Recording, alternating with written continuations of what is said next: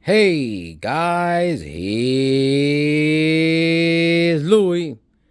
This is a real quick video just letting you guys know what is Louis up to with the Lovebird. So I have a big goal, and my goal is that I could put this car to drive on its own power. That means the suspension has to be done on the rear. It's going to be done on the subframe, engine installed on the subframe with transmission. Okay, I seen Jonathan at Vinyl Village Garage do it, and we spoke today.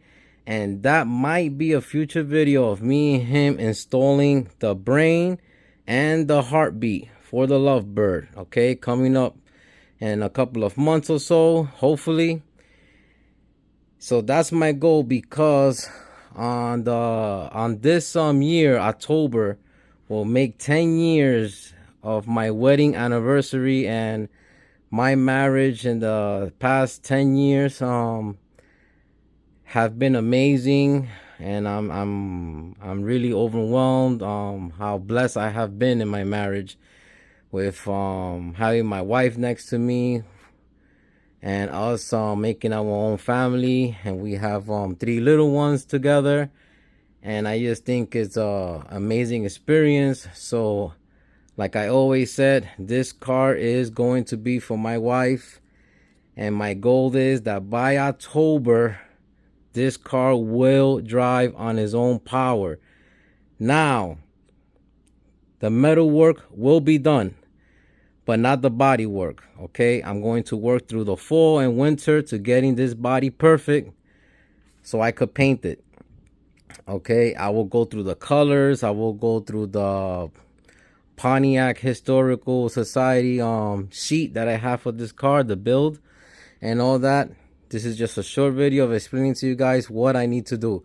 So right now I just use my self tappers all in the wheel well, inner wheelhouse, to bolt her to screw her on onto the car, because the floor was installed in one piece, as you guys could see the videos. And now I need to weld her on the car. So I did that to this side, and I also did it to the driver's side, and I did about, I think, 4 or so that you guys know about this. Let me see, 1 2 3 4, yeah, 4 at the rockers. Okay, now when I am welding this, I will not weld from this side to this side. No, I will weld from the inside to the outside. Why? You ask yourself why. Because the rockers is the thicker metal, and you're better off going by the thin metal first into the thick metal. Okay, and I still have a whole lot to go. I just put this for the floor to be in place, and you guys can see right here there is no leftover metal. There's no more metal hanging over, so she is flat over here. But as you go to the front, there is a little extra metal, which is not a big deal. Once I have her with the self tappers, I will go and trim this. And if this ever happens to you, that you have this little original cutout on your rockers and you want it on your floor, the way I do it is I drill little spot holes going across this, make it weak. I get a pair of pliers and just up and down, you know, back and forth until she falls and she gets that little cutout to keep it looking original. So that's what I am up to so far. Okay, and check this out. I mean, this was an amazing feeling. So this back seat frame here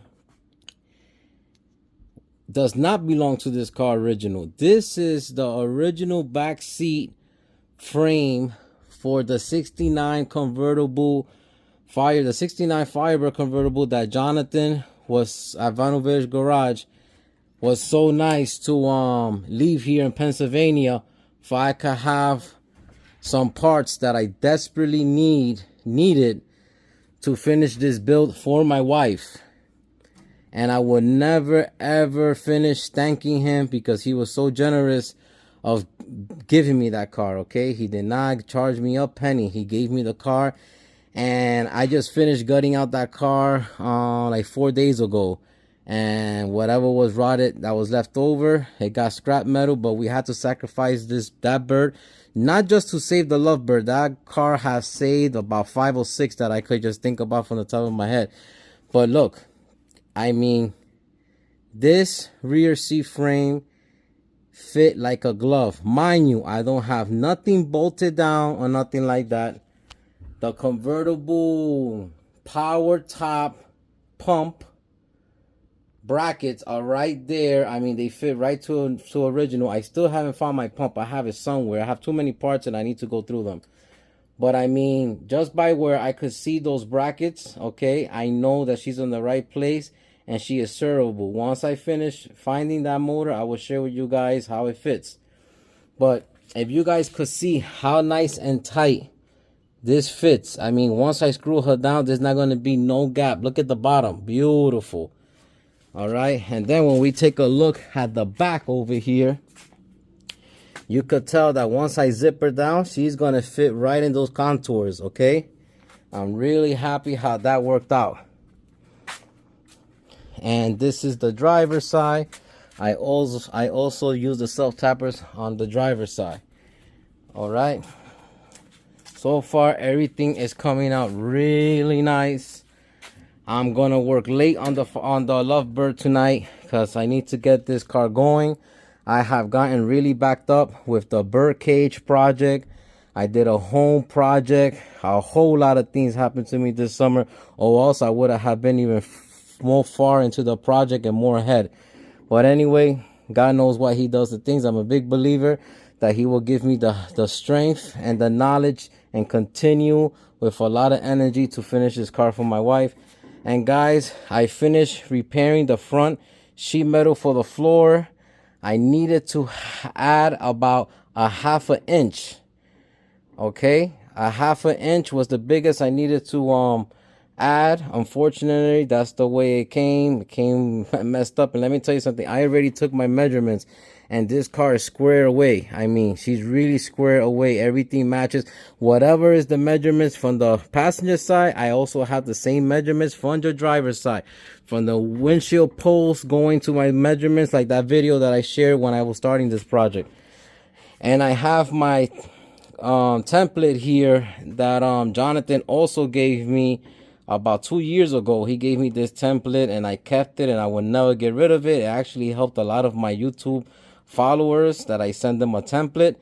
And because I had to add that extra metal, I could not go from the front to the back. And Jonathan gave me an advice and he said, don't even go from there, go from the 2 ribs. And what he was referring to is these 2 ribs. And that's exactly what I did. I went by those 2 ribs. She's laying down there. I'm ready to go cut my hole. And let me tell you something. I don't know if it was luck or I don't know. I just measured 100% correct. But that frame underneath this car, which is a convertible car that I showed you guys in the other previous video, the convertibles only get, I mean, she's spot on because the 2 holes for the shifter, I saw it underneath and it measures right there where I have to drill. So that's a positive. And also, guys, look at how nice and tight is the gap. The only thing I need to close up is where I did the relief cuts on both sides. The driver's side being more tight and this side being a little bit more wider, which I know I have to add metal. And look at that. Really nice and tight. And I showed you I only have 4 self tappers, okay? And believe me, they are spread out.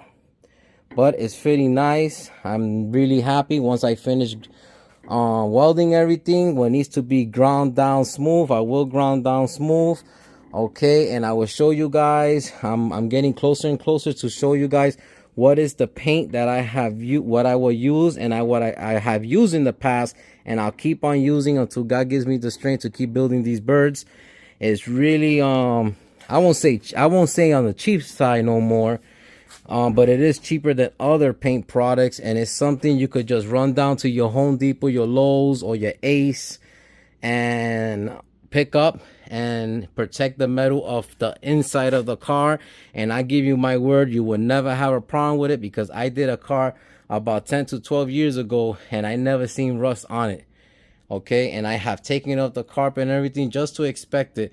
Remember, these cars are not out in the weather no more, and as for me, I keep them put away in a garage. My next video after this, I'm almost sure, can't promise nobody, but I'm almost 110% sure it's going to be the trunk drop-offs, which I just need to take off my quarter panels. They're not welded onto the car yet. I need to get door hinges so I could fix my doors really good, because those door hinges are out of whack. And once I have the new door hinges and I set my door real nice, then I could play around with the position of the quarter panel and I will burn this in. But I need to get the trunk drop-offs, okay? I also have some really nice original pictures of a 68 Firebird convertible, and I need to cut out the holes for the mounting nuts, where the mounting nuts go, for the cocktail shakers, which by the pictures, believe me, I'm pretty confident I am spot on. Now, if you guys could help me out there, I would really appreciate it. I'm looking for 1968 Firebird cocktail shakers. Okay, 1968. I mean, I know 69 are different. Possibly even 67 is different. It's my first convertible, so I'm not 100% sure. I know that 67 has an extra bracket for where the cocktail shaker goes. It has an extra bracket here. 68 don't. But I need your help. I need, if you guys could locate a set, that'll be 2 for the back and 2 for the front of cocktail shakers, because I'm in desperate need, and I really will appreciate it if you guys could find a seller or anything that is not selling it on a crazy price, because everybody think they have gold in their hands with those cocktail shakers, and they selling them ridiculous price. I seen 800, I seen 1,000. I'm not within those prices. But if you guys could help me out, find this for the Lovebird, I really will appreciate it, because it's one of my last parts that I don't have and I desperately do need before I just keep on building these cars to make sure that those cocktail shakers fall into place. But yeah, guys, a short update on the Lovebird and things that are going to keep going on. And once I seal the inside of the car, I'm also going to protect the metal out here, okay? I have to do some seam sealer, sand everything down first, seam sealer. Make sure I seal the metal with direct DTM, direct to metal paint. And this car is going to look 10 times better in my eyes. And for you guys that have followed this build from day one, you will see the big difference if you go to the back to those videos that was in the past to now, where I started from to where I am. Believe me, the Lovebird is going to see the road one more time. And I need to also install the convertible bracing that the front takes. Guys, thank you so much. All right, like I always say, please keep those hands dirty and your project will move forward. God bless you all. Thank you all for your support. I really appreciate it. A lot of people watching my video, I think they're forgetting to put the thumbs up. But please, that helps me out on the channel. And the more I get helped with the channel, of course, the more inspired I get to keep making these videos. Guys, take care. This is Louis from First Generation Garage. Bye-bye.